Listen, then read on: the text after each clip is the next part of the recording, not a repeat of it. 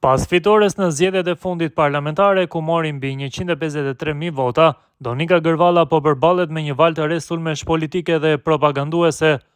Deputetja Jeta Statovci ka reaguar me forcë ndaj këtyre sulmeve duke i cilësuar ato si të orkestruara nga qarqe politike që janë shqetësuar nga mundësia e Gërvallës për të bërë ministre e re e drejtësisë.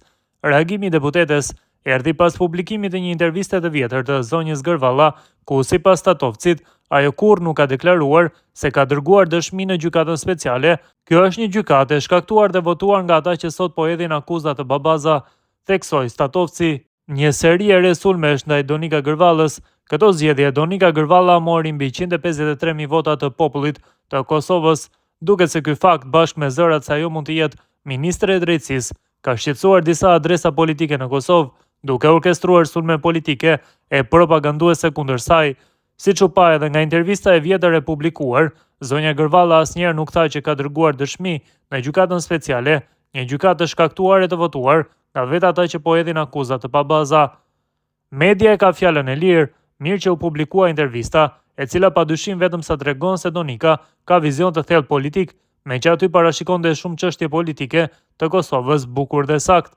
U pyet me cinizëm dhe ku është fuqia e Donika Gërvallës.